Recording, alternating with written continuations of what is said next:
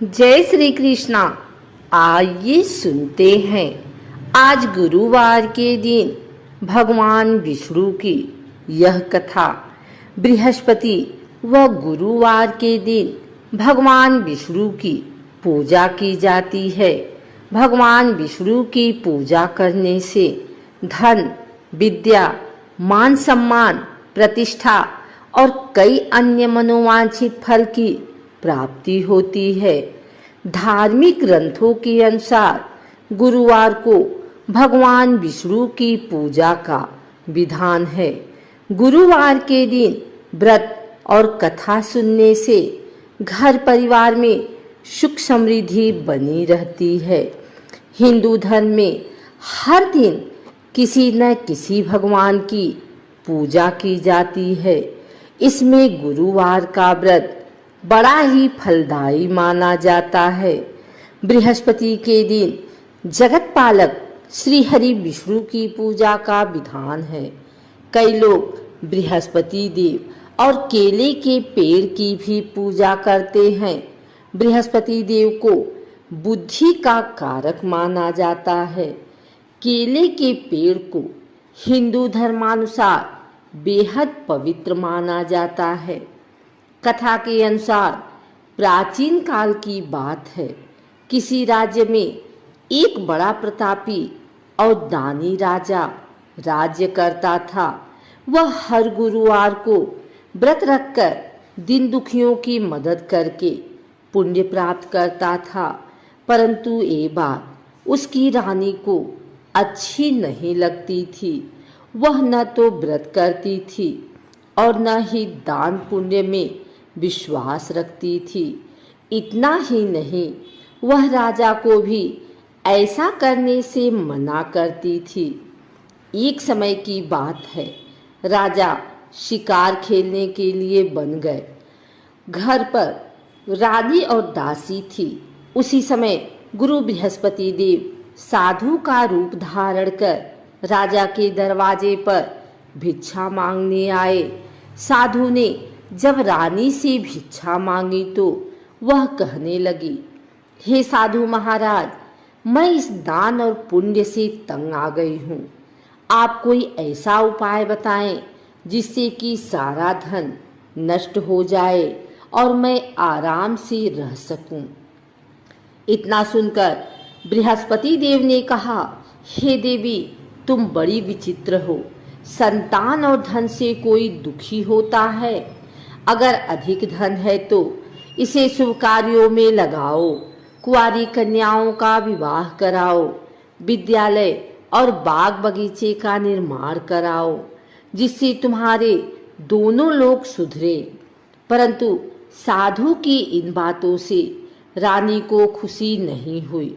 उसने कहा कि मुझे ऐसे धन की आवश्यकता नहीं है जिसे मैं दान दूं और जिसे संभालने में मेरा सारा समय नष्ट हो जाए। तब साधु ने कहा, अगर तुम्हारी ऐसी इच्छा है तो मैं जैसा तुम्हें बताता हूँ तुम वैसा ही करना।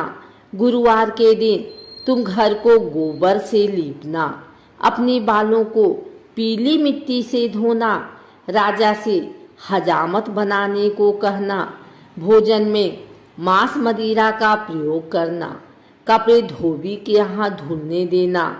इस प्रकार 7 बृहस्पतिवार करने से तुम्हारा समस्त धन नष्ट हो जाएगा। इतना कहकर साधु के रूप में बृहस्पति देव अंतर ध्यान हो गए। साधु के अनुसार कई बातों को पूरा करते हुए रानी को केवल 3 बृहस्पतिवार ही बीते थे कि उसकी समस्त धन संपत्ति नष्ट हो गई। भोजन के लिए राजा का परिवार तरसने लगा।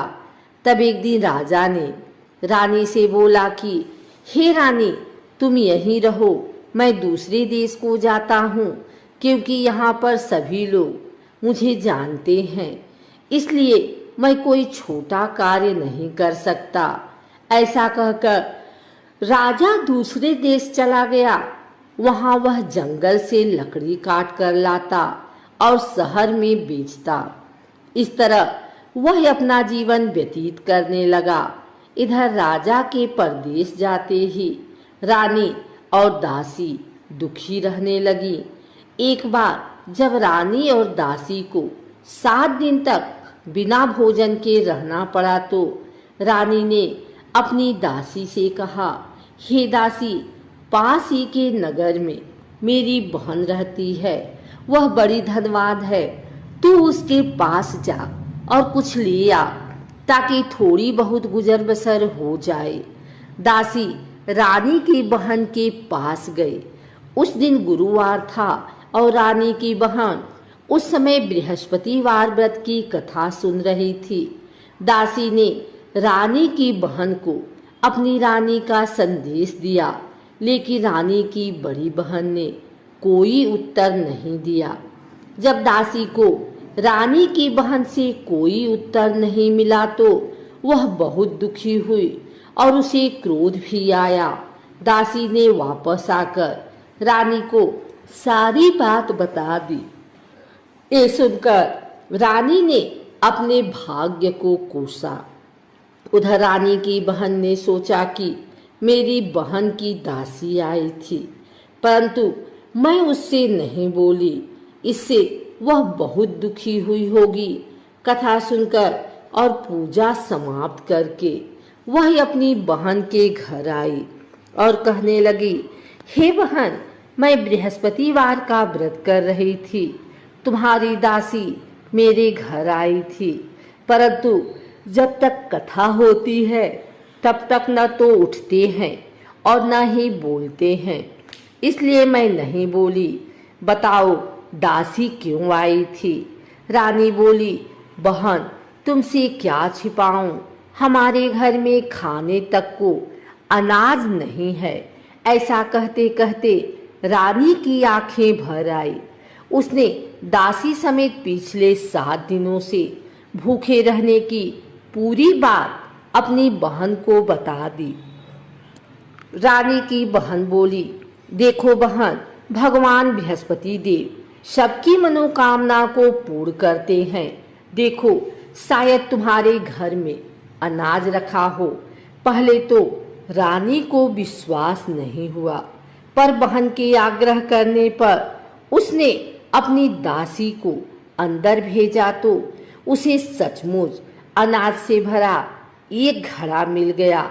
यह देखकर दासी को बड़ी हैरानी हुई।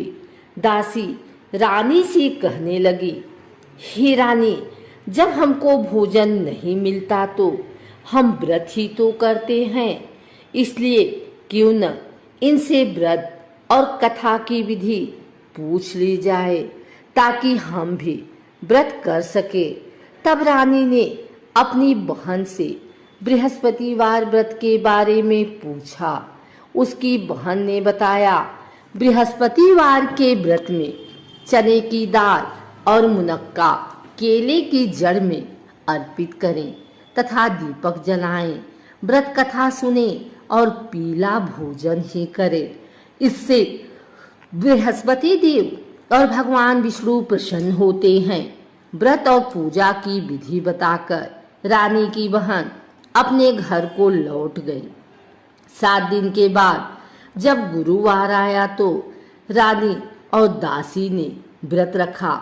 वह घुड़साल में जाकर चना और गुड़ लेकर आई, फिर उससे केले की जड़ तथा विष्णु भगवान की पूजा की। अब पीला भोजन की चिंता को लेकर दोनों बहुत दुखी हुई।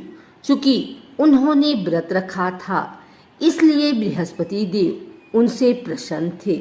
वह एक साधारण व्यक्ति के रूप धारण कर 2 थालों में पीला भोजन दासी को दे गए। भोजन पाकर दासी प्रसन्न हुई और फिर रानी के साथ मिलकर भोजन ग्रहण किया। उसके बाद वह सभी गुरुवार को व्रत और पूजा करने लगी। बृहस्पति देव की कृपा से उनके पास फिर से धन संपत्ति आ गई, परंतु रानी फिर से पहले की तरह आलस करने लगी। तब दासी बोली, देखो रानी, तुम पहले भी इस प्रकार आलस्य करती थी, तुम्हें धन रखने में कष्ट होता था, इस कारण सभी धन नष्ट हो गया और अब जब देव बृहस्पति की कृपा से धन मिला है तो तुम्हें फिर से आलस्य होने लगा है। रानी को समझाते हुए दासी कहती है कि बड़ी मुसीबतों के बाद हमने ये धन पाया है, इसलिए हमें दान पुण्य करना चाहिए, भूखों को भोजन कराना चाहिए और धन को शुभ कार्यों में खर्च करना चाहिए। इससे तुम्हारे कुल का यश बढ़ेगा, स्वर्ग की प्राप्ति होगी और पितृ प्रसन्न होंगे। दासी की बात मानकर रानी अपना धन शुभ कार्यों में खर्च करने लगी। इससे पूरे नगर में उसका यश बढ़ने लगा। बृहस्पतिवार व्रत कथा के बाद में श्रद्धा के साथ आरती की जानी चाहिए। इसके बाद प्रसाद बांटकर उसे ग्रहण करना चाहिए।